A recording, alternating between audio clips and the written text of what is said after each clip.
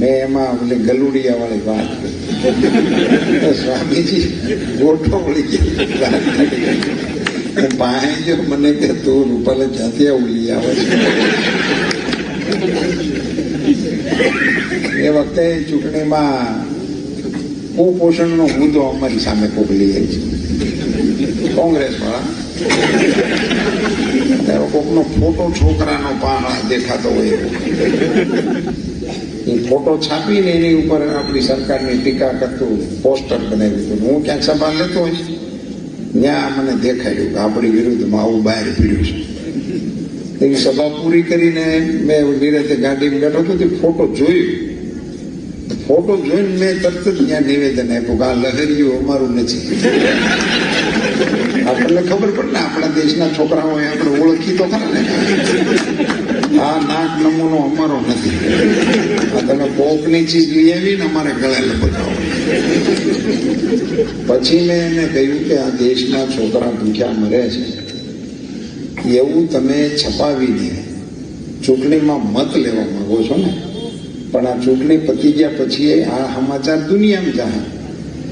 એ ફોટા તો પછી ઉભા રહે ને, તો ત્યારે દુનિયાવાળાને શું લાગે કે આ દેશમાં હજી એવી સ્થિતિ છે છોકરાઓને ખાવાનું નહીં મળતું હોય. મત તો તમારા ઘેરે જ્ઞાન છૂટાવતો હોય સારું, ન છૂટાવતો વધારે સારું. પણ આપણા દેશને બદનામ કરીને તમને મત લેવામાં શું ખુશી આવે છે? તમે તમારી પાર્ટીની કોઈ વાત કરો, તમારા કામની કોઈ વાત કરો ને એના આધારે મત માંગો, એમાં કઈ વાંધો નથી. એમાં મેં એમ વાત કરી હતી કે અમારે ત્યાં છોકરા તો ન ભૂખ્યા મરે, અમારે ત્યાં તો કૂતરી હોય ને એને શીરો ખવડાવવાનો રિવાજ.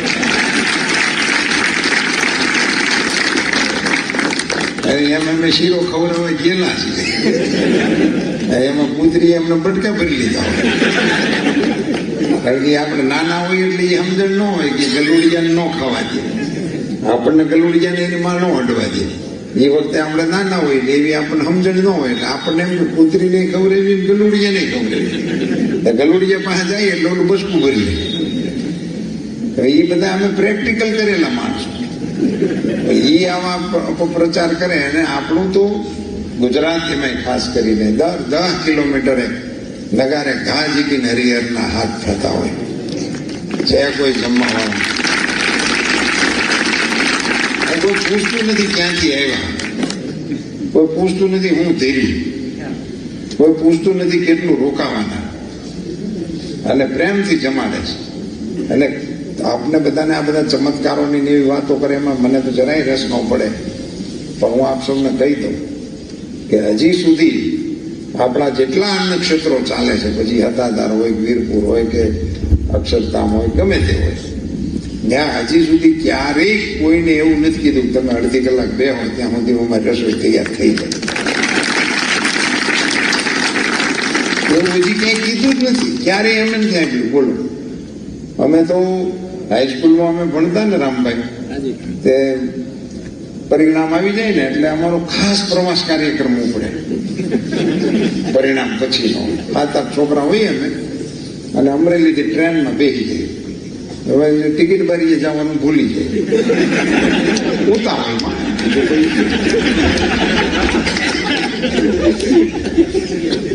અને પછી બધા સ્ટેશને ઉતરવાનું, કારણ કે ચેકર જે ડબ્બામાં ચડે એ સિવાય ડબ્બામાં ચડવાનું. એ આવા હળંગિયા ડબ્બા નહોતા. અટાણે તમે જે ટ્રેનો લાવો છો ને એમાં હળંગિયો ડબ્બો હોય, વાંહેથી છે સુધી હાલ્યો આવે. અને ત્યારે શું કે જે ડબ્બામાં ચડે બીજા સ્ટેશન સુધી પછી આની કોઈ ડબ્બામાં કોઈ ન આવી શકે. આ બધું સંશોધન કરેલું હતા ત્યારે જાય. પછી આ 2-3 દી રોકાય અને પછી તને પરત આવી જાય. એટલે આર્થિક રીતે કોઈ પણ પ્રકારનું વચ્ચે કાંઈ આવે નહીં. 3 દિવસનો પ્રવાસ સંપન્ન કરીને આવવાથી કોઈ જાતનો ખર્ચ લાગતો નહોતો. એવા સુંદર પ્રવાસો અમે કરેલા. પણ એ વખતે આ અનુભવ અમને થતો હતો, આખી ટ્રેન ખાલી થાય. એમાં તો સંખ્યાનું તો કે નક્કી ન હોય. અને આપણે બધાને અનુભવ છે કે આપણે 60 જણાના કંકોત્રી લખી હોય તો 60 કંકોત્રી લખી હોય તો 50 આવે.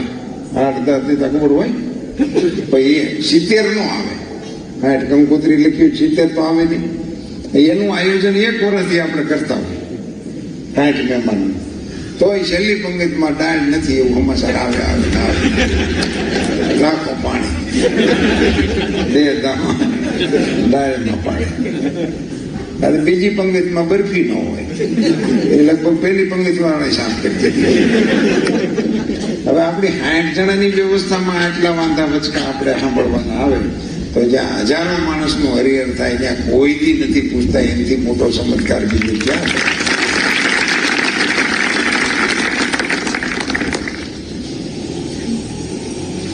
પૂજ્ય સંતોએ આ દેશની સંસ્કૃતિને ટકાવી રાખવા માટે જે તપશ્ચર્યાઓ કરી એને કારણે આ દેશ આજે સનાતન સંસ્કૃતિના વાહક તરીકે આપણે સૌ હયાત છીએ. 1000 વર્ષનું ગુલામીના શાસન પછી જ્યાં 50 વર્ષ રહ્યું છે ને આનું શાસન, 50 વર્ષ, ત્યાં અત્યારે કોઈ બીજા સંપ્રદાયનો બચ્ચો નથી. 50 વર્ષ મેં ક્યાંય નથી પછી દુનિયાના પડમાં નહીં. 50 વર્ષ આનો લીલો ને જો ફરકે એટલે બધું લીલું થઈ જાય. 50 વર્ષ પછી ક્યાંય નથી બચ્યું. 1000 વર્ષે આપણે અહીંયા ઊભા છીએ એની પાછળ આપણા સંતો છે.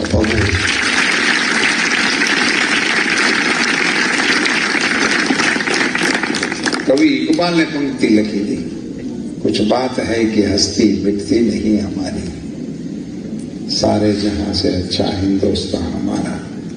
એને ચોખવટ નથી લખી, આખી કવિતા મેં 2-4 વખત વાંચી, પણ મને એમ કે અંદર કંઈક વિગત હશે, પણ અંદર કશું લખ્યું નથી.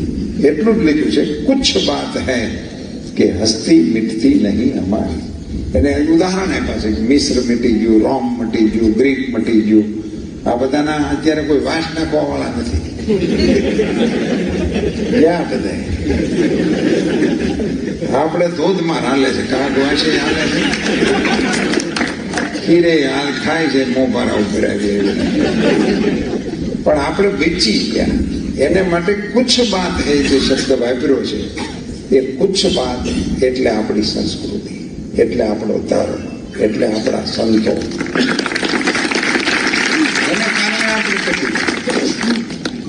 અને એને અત્યારના સમયે હું અહીંયા શ્રીજી સંપ્રદાયના સંતો બિરાજમાન છે એટલે બહુ હરખથી કહું કે આપણી સંસ્કૃતિમાં દુનિયાભરની અંદર આપણને મંદિરો સંબંધે એક મેણું રહેતું હતું. તમારા દેશમાં મંદિર એટલે ગંદકી, મંદિર એટલે ગળદી, મંદિર એટલે ગોકી. અત્યારે ગ હારે આપણા મંદિરોનો નાતો. ભયાનક ગળદી, ભયાનક ગંદકી અને ભયાનક ગોકીલો. અને એને કારણે આપણી સંસ્કૃતિને નીચાણું થતું હતું. શ્રીજી સંપ્રદાયના સંતોએ આ વર્તમાન કાળખંડની અંદર આપણા મંદિરોની પૂર્ણ પ્રતિષ્ઠા ફરી વખત કરી વિશ્વ.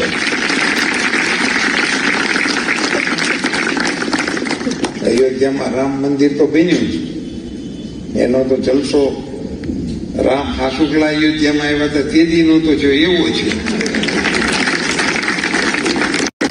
તે દિવસે તો અયોધ્યા પૂરતો સીમિત હતો, આ તો આખી દુનિયામાં થયો. પણ એની હારવાર આપણો વટ પણ પડ્યો કે અબુ ધાબીની અંદર પણ મંદિરની